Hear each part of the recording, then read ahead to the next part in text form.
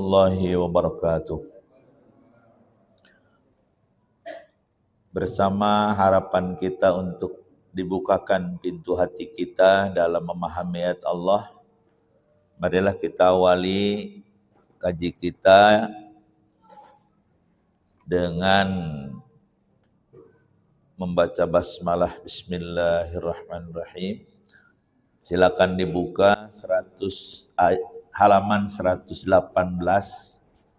surat Al-Maidah di ayat 60. Mudah-mudahan bisa kita habiskan sampai 63, 60, 61, 62, 63. A'udzu billahi minasy syaithanir rajim.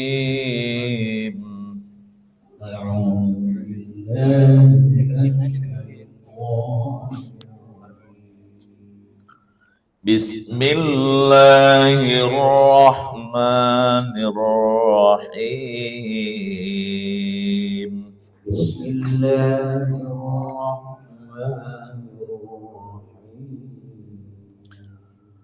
Qul hal unabbi'ukum bi syarrin min dzalika masubatan indallah. Qul hal unabbi'ukum bi syarrin min dzalika masubatan indallah. Man la'anahu Allah wa ghadiba alaihi wa ja'ala minhumul qiradata wal khanazir. Man la'anahu Allah wa ghadiba alaihi wa ja'ala minhumul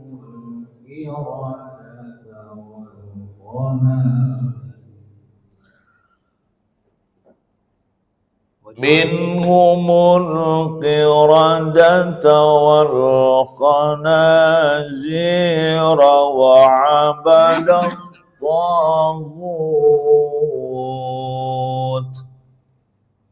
minhumul qiradata wal khanazira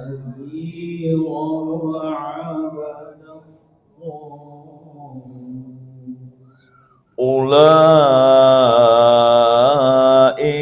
syarrum makana wa adallu an sawa'is sabil.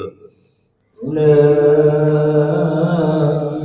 syarrum makana wa adallu an sawa'is sabil. Kita baca cukup sekian, nanti artinya kita lanjut untuk waktu yang sempit. Kemarin ayat ini diakhiri aksarukum fasikun. Jadi kebanyakan manusia itu fasik. Fasik didefinisikan adalah tetap iman tapi rusak imannya. Ya, yang membuat imannya rusak itu kan sebetulnya bukan hanya tidak ngaji ya. Bukan hanya kalau di atasnya kan menjadikan sholatnya main-main. Nah, saya tanya, bisnis itu main-main apa bukan? Bisnis. Main-main. Ternyata sholat juga bisa dijadikan bisnis. Seperti ya, saya berkorban sholat, nanti saya dapat pahala gitu. Bisnis kan? Coba. Tapi masih bagus. Bagusnya gini, ya Allah kalau aku sholat aku dapat apa? Itu kan manusiawi ya. Ya Allah, kalau aku tidak sholat, aku dirugikan apa? Gitu. Ketika mereka merasakan manfaatnya sholat, sedikit banyak sudah tergeser tuh posisinya, sholatnya bukan bisnis lagi, tapi benar-benar menjadi kebutuhan. Nikmat. Berasa nggak? Nikmat sholat. Terbukti ya, setelah kita sholat, mau duduk, mau istirahat, mau ngopi, terus mau apa lagi? Bang? Hah? Barangan aja. Beda sama orang yang jangankan wudhu, mandi pun tidak. Ya masa saya harus kasih contoh kok ameng, kan nggak enak.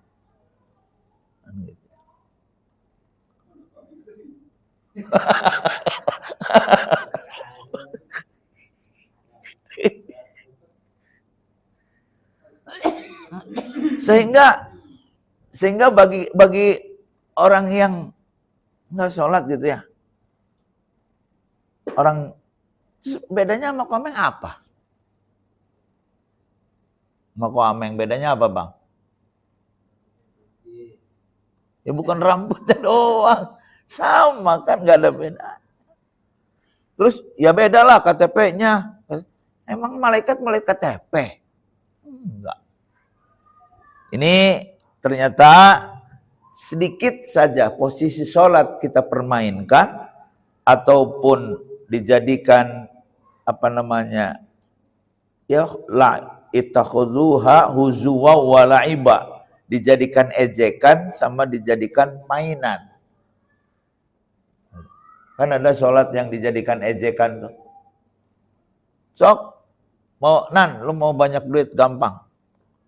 Bikin ya sholat yang aneh.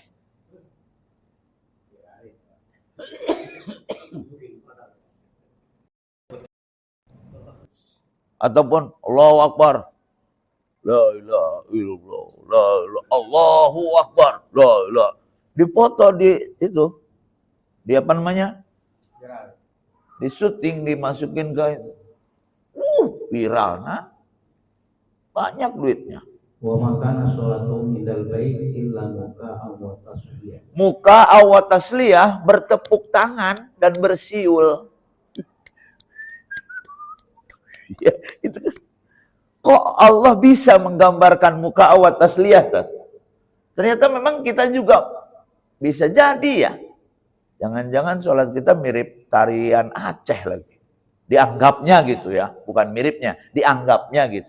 Kalau kita tidak merasakan urgensinya, tidak menyentuh urgensi sholat, kita akan berkutat di ritual yang tidak bermakna. Ini yang tidak diharapkan. Takutnya kita disebut orang fasik. Tapi orang fasik, kalaupun kita termasuk orang fasik, ayat ini yang kita baca tadi sedikit mengobati.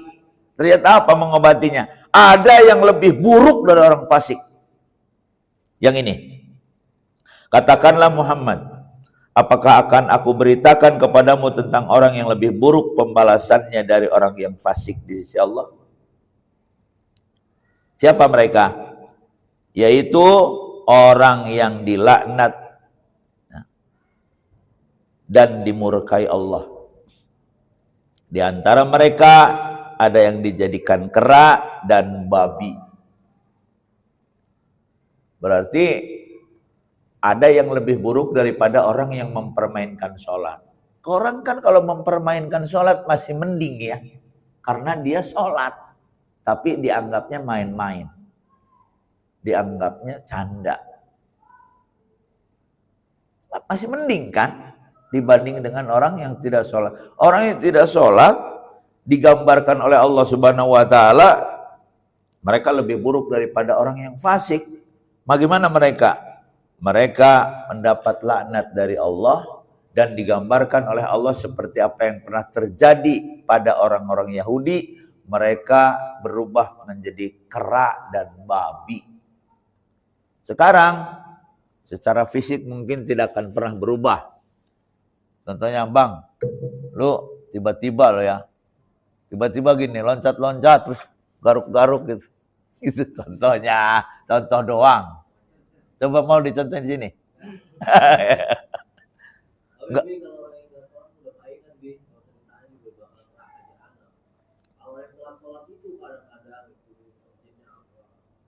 Ya tapi kan ini digambarkan dulu oleh Allah. Ternyata apa? Yang berubahnya bukan secara fisik, tapi yang dirubahnya adalah secara karakter. Bagaimana karakter kera? Karakter kera, ada ya siapa yang pernah cerita tuh? Itu di haji, ada orang yang sedang haji, nggak tahu katanya, semua orang-orang berbaju putih, baju ihram, tapi kepalanya kayak anjing. Kok bisa ya orang nggak tahu itu halu atau memang kuasa Allah? Ternyata memang benar apa yang disabda difirmankan Allah dalam surat Al-Alaq ayat 179 itu. Ulaika kal an'am bal hum adall. Ternyata manusia akan bisa lebih buruk daripada seekor binatang. Nih contoh. Kalau kera nyolong masuk ke pohon, ke kebun rambutan, itu rambutan atau babi masuk ke kebun singkong, itu babi yang disasar oleh babi adalah apanya? Singkongnya. Tapi ente, Pak. Singkongnya diambil. Daunnya diambil. Pohonnya bakal ditanam dagang sekolah. Nah. Kayak. Jadi wajar kalau manusia bisa lebih buruk daripada seekor binatang. Contohnya adalah kera. Terus bagaimana kera? Kera itu gini. Gampang katanya nangkep kera itu. Kelapa dilobangin, nggak terlalu besar lubangnya. Nanti dia masuk tangannya, dia ngeruk kelapa yang muda itu, keruk. Ditarik. Nah, nggak bisa kan karena dia ngepal. Karena menggenggam apa? Kelapa muda tadi. Sehingga kalau dikejar, dia nggak bisa naik. Karena apa? Kelapa itu berat. Itu saking nggak mau lepasnya yang namanya makanan, mendingan dia terbunuh, tertangkap. Itu gambaran karakter kera. Terus kera mungkin diibaratkan binatang yang serakah. Karena kadang-kadang itu jelas banyak manusia yang karakternya seperti kera. Kirodatan. Babi. Ada yang bertanya, Pak Haji, babi itu haram apa enggak Pak Haji? Kalau dimakan? Hah? Haram? Kalau dimakan, haram? Ada lagi orang yang ngeyel.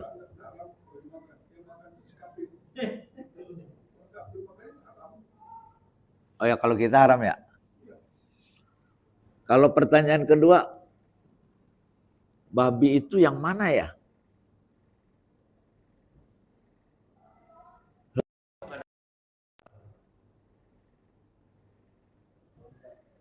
Kira-kira sudah yakin benar yakin nggak bahwa babi yang dialamatkan itu adalah ke yang itu?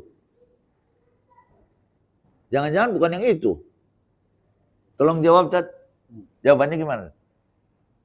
Di Arab itu ada binatang yang mirip babi, dia matanya seperti baterai. Kalau melihat terang, mata itu binatang padang pasir, bukan babi. Iya, binatang apa namanya? Kemudian di beberapa kesepakatan para ulama, coba gambarin tuh babi. Nih, gambar babi begini nih. Di mana-mana babi itu gini, baik itu celeng, babi hutan, ternak, babi yang putih, babi yang hitam, pokoknya nih yang namanya babi itu bentuknya begini. Coba dicek. Tes. Jadi yang dikatakan mengandung cacing pita itu benar. Apakah hanya sebatas itu Allah melarang? Bukan. Pokoknya haram titik. Bahaya daripada orang yang makan daging babi itu dia mempengaruhi sel-sel pembuluh saraf. Karakternya itu akan seperti babi. Babi itu adalah binatang yang tidak bisa belok. Kalau udah lari lurus saja. Jadi nyeruduk aja. Bang, haram tabrak. Sebentar. Bang, lu bisa belok. Jadi jelek benar karakter babi itu. Jelek. Jadi gambarannya babi yang umum yaitu babi Indonesianya. Jadi kalau bicara kenapa hal-hal yang dibicarakan dalam Al-Quran tidak ada di Arab, ya benar. Seperti pohon zaitun nggak ada di Arab itu. Sampai bingung orang Arab ini apa ini? Terus ada yang tahu sahabat dia Rasulullah adanya di Syam. Ini tumbuhan yang ada di Syam, pohon tin dan zaitun. Di Arab nggak ada. Terus ada yang mirip pisang. Di surat Al-Waqiah Allah nanti di surga itu pisang yang bersusun-susun. Nah di Arab nggak ada pisang. Impor itu, semuanya impor dari Syam itu. Ada mirip pisang di Arab, bukan pisang tapi buahnya ngerentek kayak seperti apa namanya, bersisir gitu kan seperti pisang. Tapi bukan pisang yang ada di Indonesia. Itulah maka Al-Quran itu merupakan bahasa rumpun Arab. Silakan. Jadi benar Tad, dari jawaban Ustadz tadi, kenapa kalau hari ini kita mengalamatkan, para ulama mengalamatkan bahwa babi itu yang itu, ya taat. Perkara nanti tahun 3245 sudah diteliti lagi babi bukan yang itu. Ternyata babi dialamatkan ke mana Bang? Dialamatkan ke kucing tentunya. Bagaimana sikap kita? Taat. Apalagi ini para ulama, para ilmuwan tidak sembarangan menentukan itu. Karena apa? Hasil riset. Dibawa ke laboratorium. Ternyata memang ini dagingnya dari sekerat daging babi ada sekian banyak cacing pita. Apalagi babi itu apa samanya dengan manusia itu? Apanya? Gennya. Apanya? Genetiknya. Bukan genetik, apa ya? Istilahnya? XA-nya. Ada istilahnya apa? Ada XA-nya sama dengan manusia. Oh. Sehingga ada yang dicangkok. Bisa nyambung ya. Iya, apanya gitu. Ya. Kalau usus dicangkok dia bisa hidup, bisa nyambung. Tuh. Tapi ke binatang lain tidak bisa. Yang saya baca itu sampai kuat 20 tahun. Ginjal babi dicangkokkan ke ginjal manusia. Itu hanya babi yang sama ginjal babi. Itu yang boleh. Benar atau tidak? Bang. Karena Bang. Jadi ma khalaqta hadza batilan itu mencakup. Jadi jangan dilihat dari haram dagingnya. Ma khalaqta hadza batilan, pasti pada diri babi itu ada kelebihan-kelebihan lain yang Allah ciptakan. Nah, jadi gini. Jika Allah mengharamkan babi itu orang beriman samina wa ta'na tidak harus melihat kandungannya ada apa sih, bahayanya ada apa sih, mau bahaya mau tidak, pokoknya Allah mengharamkan. Adapun teknologi mencapai riset, penelitian bahwa di daging babi ada sekian, tetap silakan saja kalau keilmuan, kalau saintifik, kalaupun ilmu meneliti babi itu ada ininya pantas haram. Tapi bukan berarti haramnya itu bukan berarti karena cacing pitanya, bukan. Tapi haramnya itu adalah karena ketaatan kita terhadap Allah dan Rasulnya. Kalau hanya haram karena ada kandungan cacingnya, contoh.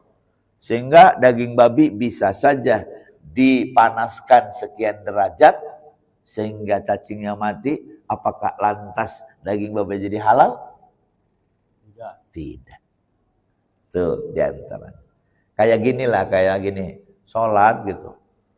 betapa besar manfaatnya ketika kita merasakan ruku, sujud, duduknya begitu. Itu sebetulnya secara fisik sehat banget.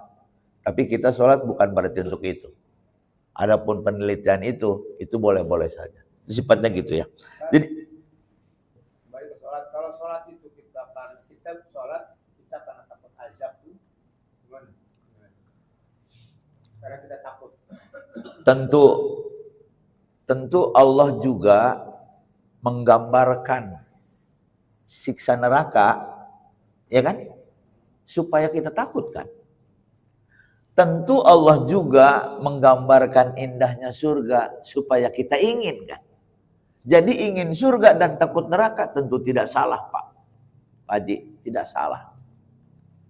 Tapi tentu Robiah Al-Adawiyah, seorang sufi pernah mengatakan gini, ya Allah, jika saja ibadahku kepada Engkau hanya karena aku ingin surga, jauhkan aku dari surga. Ya Allah, jika ibadahku kepada Engkau semata-mata karena aku takut neraka, jebloskan aku ke neraka ya Allah. Coba telaah kalimat itu. Itu artinya seorang tadi, Robiah Al-Adawiyah ini benar-benar sudah mampu mengikhlaskan yang namanya ibadah kepada Allah. Bukan semata-mata karena apa. Tahapan kita wajar dan itu tidak salah. Itu juga seiring dengan apa? Seiring dengan keinginan Allah. Allah menggambarkan ngerinya neraka biar kita takut. Makanya neraka itu Bang, tentunya nar itu api ya. Nah api itu yang membuat apa yang dideritakan oleh api dari anggota tubuh kita apa? Yang dideritakan oleh api adalah kulit. Makanya ada orang berkelakar kasar begini. Gak apa-apa masuk neraka gak apa-apa. Yang penting kamu jangan punya kulit. Gak bakal kena panas, terasa panas. Istilah katanya ya. Supaya bukan berarti kita melawan ini fitrah manusia dengan firman Allah. Tadi bukan. Karena sasarannya kulit. Nah sekarang, kalau api itu bisa menyiksa kulit, kulit itu sangat menderita kalau dengan apa? Kalau dengan api, maka itu adalah puncak penderitaan. Sampai di astaga, bisa jadi Bang. Sampai nanti di neraka itu, ketika kulitnya matang, diganti lagi dengan kulit yang baru, dibakar lagi terus-menerus seperti itu. Itu ayat sebetulnya.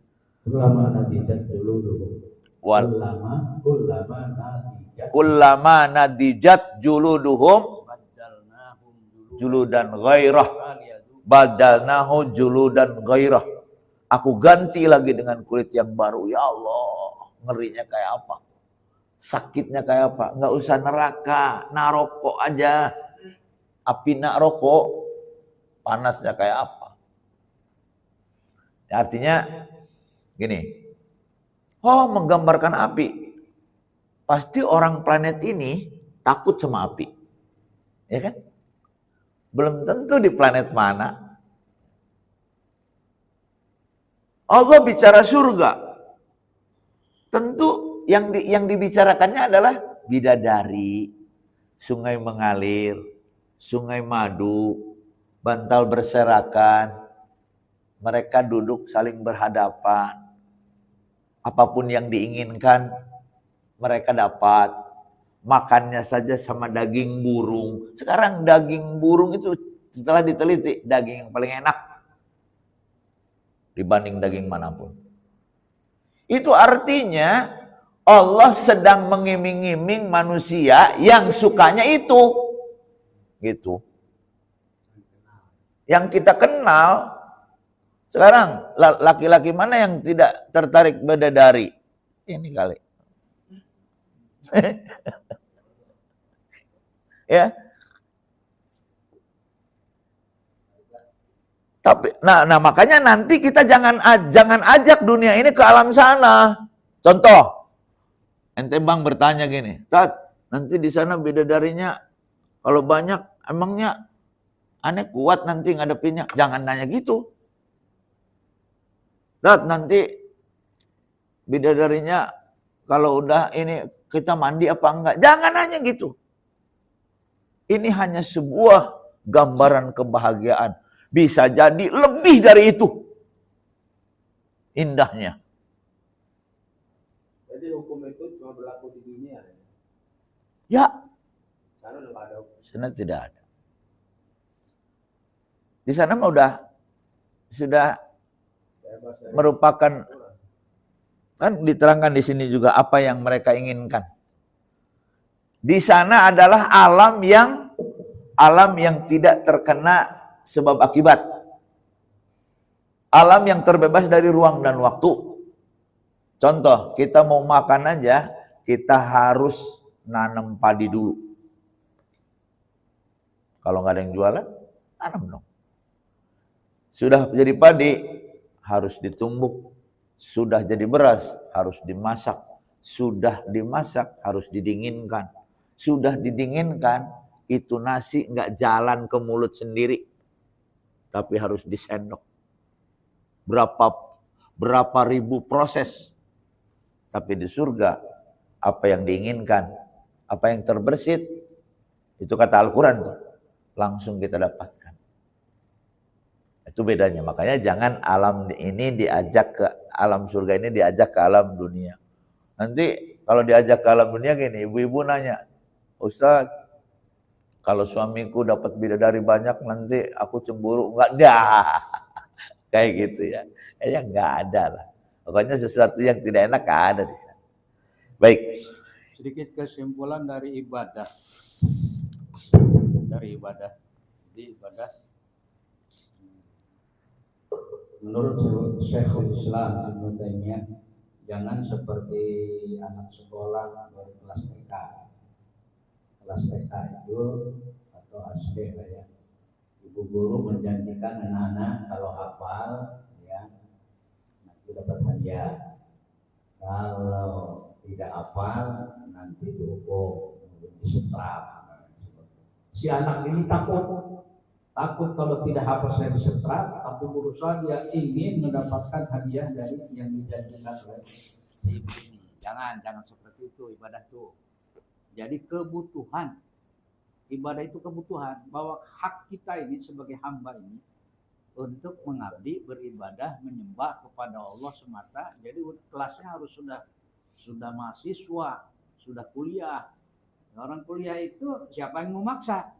Mau datang ke kampus boleh, nggak datang juga boleh. Yang penting kamu bisa nanti waktu. Iya. Itu analogi cantik. Kebebasannya begitu, tapi kebutuhan ini. Ibadah itu kebutuhan. Jangan ada unsur paksaan Allah. Ya, tidak memaksa juga, hanya janji seperti itu. Nah, kalau udah paham janji takut surga, berharap surga, takut neraka, udah laksanakan. Nah, itu dewasa namanya. Jadi bukan TK lagi. TK itu. Baik, terjawab. Jadi kita hanya baru takut neraka saja. Tadi terjawab oleh Robiah Al-Adawiyah. Mantap lagi dengan analogi tadi yang cantik. Nah, sekarang gini. Saya sering bilang, tahapan pertama adalah habat. Apa habat? Apa artinya habat? Biji. Habbatus sauda. Habat itu artinya biji, bekal, bahan. Ibarat tadi Ustaz bilang, TK lah ya. Sama SD kan. Nanti di tahapan berikutnya harus habit. SMP lah habitnya ya. Dan SMA ya.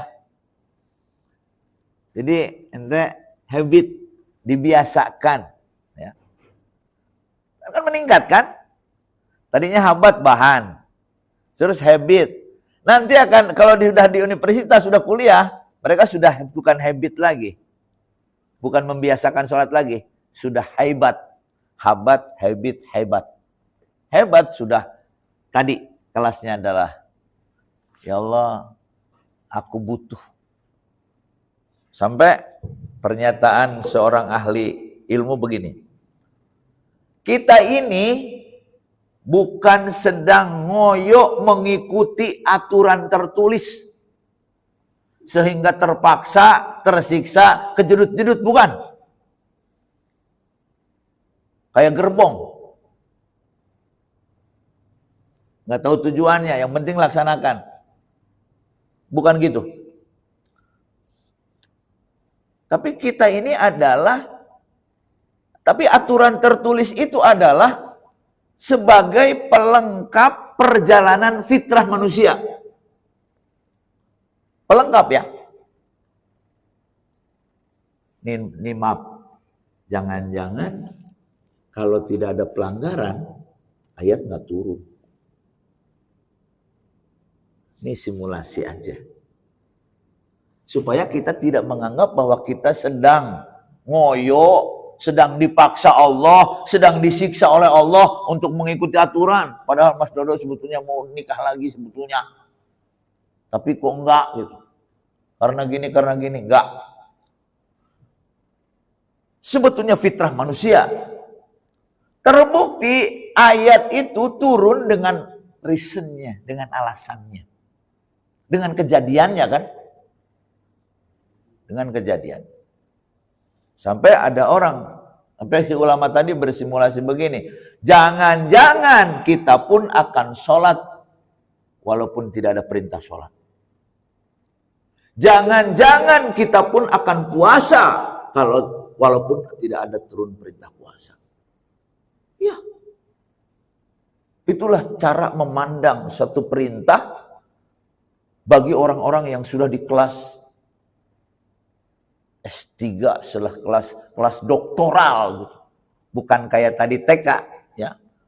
Masih dipaksa, masih takut, masih harus dengan cemeti ya. Kayak bebek. Enggak. Kenapa? Dulu kita masih kecil-kecil belajar ngaji kan, paksa. Iya, dipaksa. Habit terbiasa, haibat. Nah, itu diantaranya. Saya tambahkan sedikit, jadi gambarannya mengenai ibadah ini itu tujuannya ibtigho amardotillah. Jangan berharap surga, jangan takut neraka, karena surga neraka pasti adanya. Maka ketika Nabi mengatakan bahwa orang masuk surga itu karena rahmat Allah, bukan semata-mata amal. Ya. Bukan semata-mata amal, tapi karena rahmat Allah. Nah, untuk mendapatkan rahmat Allah itu udah taat saja. Nggak usah banyak cincong, banyak kerjakan perintah Allah, jauhi larangan Allah. Itu yang diharapkan adalah kita mencari rahmat Allah, ibtigho amardotillah, mencari ridho Allah. Jangan semata-mata berharap surga, jangan semata-mata takut dengan neraka. Itu sudah pasti surga neraka itu ada. Yang kita cari, contoh misalnya seorang bapak ibu bagaimana terhadap penilaian anaknya. Anaknya ini disuruh apa aja nurut anak itu. Punya anak 2 atau 3 misalnya. Ini di dalam hati pasti beda penilaian. Nggak mungkin sama. Walaupun sama-sama anaknya sama-sama dia sayang, ya, seolah-olah dalam lahiriah tidak dibedakan, sebenarnya di hati ada. Nabi Yakub saja, itu mengistimewakan salah satu putranya Yusuf, padahal anaknya banyak, 12. Kenapa Yusuf yang dapat perlakuan istimewa? Nah, kan iri harinya, abang-abangnya ini ngiri kan? Nah, itu ditampakkan itu, makanya ketahuan sama keluarganya. Nah, kembali lagi kepada orang tua tadi, karena nurut si anak ini, minta apa saja dikasih. Jangankan dia minta ditawarin. Mau apa? Ayo, Bapak beliin. Coba. Nah, itu yang dicari itu. Jadi bukan kalau kamu, biasanya orang tua begitu. Kalau kamu nurut, ambilkan Bapak ini. Oh, dia bekerja itu terpaksa. Karena dia berharap janji Bapaknya. Tapi kalau misalnya orang tua yang langsung menilai anaknya, anak saya ini istimewa, ini nurut benar nih. Nah, itulah yang harus dicari. Jadi kita berharap seperti hamba ini mencari ridho Allah. Kalau Allah sudah ridho, terserah Allah. Baik, kalau sudah ridho, ya. Sampai kata dari mana sumbernya? Sampai kata kasarnya, kalau dengan ridho Allah mah neraka aja jadi dingin. Itu kan sebetulnya jumping conclusion, artinya sesuatu yang kesimpulan yang tapi tidak boleh diterima dengan ini ya, dengan sembarangan gitu. Tapi telaah dulu kalau perkataan itu. Ya jelas-jelas lah orang dapat ridha Allah nggak bakal ke neraka. Saking hebatnya ridha Allah, sampai ada orang mengatakan, kalau dengan ridha Allah, neraka jadi dingin.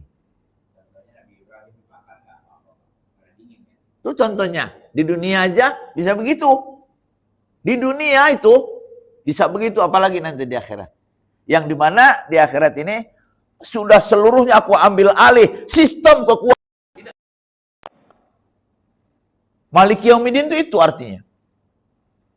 Di dunia mah masih orang salah dimenangkan bisa. Contohnya lu bang, lu jelek dianggap baik gitu, bisa tuh bang. Contohnya. Ini lagi. Ayolah. Ada. Makanya lu harus sering ngajinya bang. Soalnya apa? Jadi ketika sahabat bertanya Rasulullah, bagaimana? Kami kurang paham, katanya seseorang bisa masuk surga itu kan karena amalnya, bukan semata-mata amal. Termasuk kau ya Rasulullah, ini termasuk aku. Jadi yang dicari oleh Nabi pun juga ridho Allah, bukan amal, walaupun karena berharap kasih sayang Allah, mencari ridho Allah, yang dia sampai kontak-kontak kakinya tahajud melaksanakan ibadah. Tidak ada tandingannya. Yang dicari itu sampai Siti Aisyah kan nangis Siti Aisyah, ya Rasulullah, Allah telah mengampuni dosamu yang dulu, sekarang, dan yang akan datang. Makanya capek-capek sampai berminta-minta kaki begini. Afala uhibbu an akuna abdan syakura. Aisyah, apa saya tidak senang kalau Allah menganggap saya sebagai hamba yang pandai bersyukur? Jawaban Nabi simpel. Aisyah terserah. Pak, saudaraku, bisa nggak membedakan? Kalau kita ngaji begini, kan seakan-akan persepsi-persepsi kita dirombak kan? Mindset kita dirubah. Coba lihat ngajinya orang awam. Nggak ada untuk ngajak berpikir tuh nggak ada. Kalau gini, ada analogi, ada apa. Jadi nggak apa-apa. Mindset kita dibuyarkan dulu. Supaya apa? Supaya benar-benar nanti kita akan mendapatkan esensinya. Itu maksudnya pentingnya kita ngaji itu. Ya, lanjutkan dulu sedikit supaya tidak memakan waktu. Dan orang-orang yang lebih buruk daripada orang fasik ini, pertama, mereka adalah orang yang dilaknat Allah, yang kedua diibaratkan kera, yang ketiga diibaratkan babi oleh Allah tuh. Dan yang terakhir adalah mereka menyembah togut. Udah sederhana aja gitu. Togut itu sebetulnya artinya sebenarnya setan. Bahkan ada yang mengartikan penguasa yang tidak pakai hukum Allah, togut. Disimpulkan. Pokoknya kesimpulannya gini aja. Yang disembah selain Allah itu pasti namanya togut. Sembahan selain Allah. Itu namanya togut. Mereka itu lebih buruk tempatnya dan lebih tersesat dari jalan yang lurus. 61 saya baca. Dan apabila mereka orang Yahudi atau orang munafik datang kepadamu, mereka mengatakan kami telah beriman. Tuh. Coba perhatikan. Orang munafik, orang Yahudi, kalau bertemu dengan Rasulullah pasti bilang gini, Rasul, aku beriman.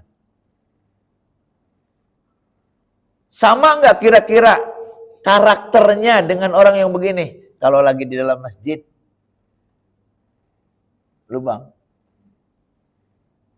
Pak Iwan, kalau kita lagi dalam masjid, ya saya taat, ya saya beriman.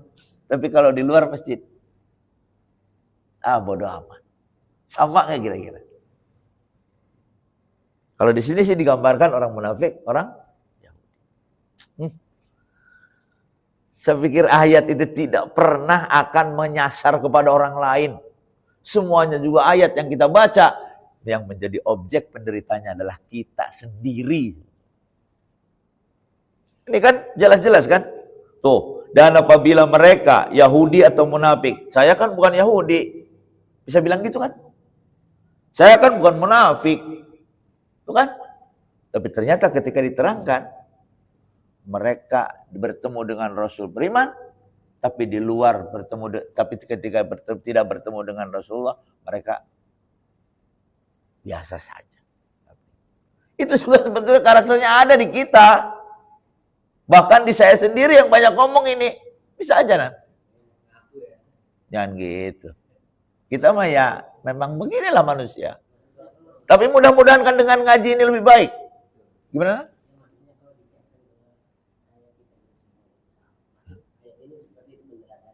Iya. Baca aja sendiri Bang Haji. Ente paling ngantuk. Bang ngerti, oh ini orang Yahudi, oh ini orang munafik. Ternyata kalau kita mengkajinya secara bersama-sama, Allah yang membukakan pemahaman kita ini. Masya Allah. Kami telah beriman. Tuh kan kalau bertemu dengan Rasulullah kami telah beriman. Sama enggak dengan karakter gini? Kalau lagi ada duit, sombong. Kalau lagi enggak punya duit, tidur di sono-sono. Enggak pede. Sama enggak dengan karakter ini? Sama. Bagaimana orang beriman hebatnya? Punya duit sama enggak? Sama. Nan, lu aja beda, Nan. Udah gajian, ya kan? Sono di material. Tadi gua ke sono, Nan, tapi enggak ada lu. Mana tuh, Nan? Di dekat cucian mobil itu ya? Nan, udah gajian nih. Jalannya beda. Ya ilah, lagu banget lu, Nan. Tapi giliran tanggal berapa, Nan, yang lagi pusing-pusingnya lu? Ya ada istilah dompet tanggung bulan. Nan, kamu mah mending, Nan, dompet tanggung wajahmu, dompet tanggung bulan tuh kalau ketika tanggung bulan, tapi lu Bang, lu dompet tanggung bulan lama-lamanya. Karena nggak ada yang gaji lu, gimana? Jadi kayak dompet tanggung bulan setelah. Coba, hebat ya ayat mendidik kita untuk begitu hebat Wib. Nah ini kedua nih, pelajaran kedua nih yang nggak pernah kepikir nih, berpikir out of the box. Betapa berwibawanya Rasulullah. Jangankan hanya orang beriman, orang munafik, orang Yahudi aja hebatnya karismatika Rasulullah ya. Sampai orang Yahudi, orang munafik aja bilang, Rasul, aku beriman. Nih. Tapi lu Bang, sama aja lu di depan Ustaz Matin, apa di belakang sama aja lu. Itu bagus Bang. Bagus Bang. Bagus gak? Bagus lah. Nggak carmuk kan lu di depan Pak Ketua DKM. Gitu ya. Masya Allah. Lanjutkan lu. Padahal mereka datang kepadamu dengan kekafiran dan mereka pergi pun dengan demikian. Yang hanya membedakan tuh ketika di hadapan Nabi saja. Yang kelihatannya baik tuh ketika ada di masjid saja. Itu gambarannya. Kan kita juga itu. Bukan Yahudi, bukan munafik saja. Dan Allah lebih mengetahui apa yang mereka sembunyikan. Pak Ibu, saudara-saudaraku. Nih, ada nggak yang kita sembunyikan? Ada. Mas Dodo, di sampingmu itu. Nah, sekarang bukan lu langsung, Bang. Mas Dodo, orang yang di sampingmu itu menyembunyikan sesuatu. Jujur, Bang. Lu mau bilang jujur apa sama gua? Ayo. Yang lu sembunyiin, Bang, apa? Bang, yang kemarin lu curhat sama gue.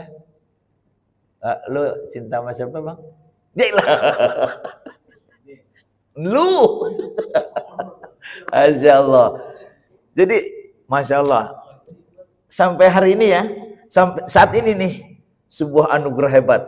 Ketika kita mendapat keyakinan, ya Allah, banyak sekali yang kau sembunyikan. Sementara saya berbesar hati saja karena dianggapnya orang-orang nggak tahu. Memang nggak tahu orang-orang. Tapi bagaimana dengan Allah? Allah tahu. 62. Dan kamu akan melihat banyak di antara mereka orang Yahudi berlomba dalam berbuat dosa. Berbuat dosa dilombakan. Nih, Yahudi hebatnya gini. Wa idza gimana tat? Wa idza darabta fala tadribil wajha ya. Apabila engkau memukul, kata Nabi, maka hindarilah memukul. Dibikin justru oleh orang Yahudi. Malah kalau pukul wajah dapat nilai olahraga apa coba? Nah, tinju kan. Wala la taj'alu buyutakum maqabira. Jangan jadikan rumahmu kuburan. Di rumah dibacakan Quran. Di kuburan tidak dibacakan Quran, kan gitu. Malah dibalik. Justru di rumah tidak dibaca Quran, di kuburan baca Quran. Pakai petromak karena proyek. Jangan gitu.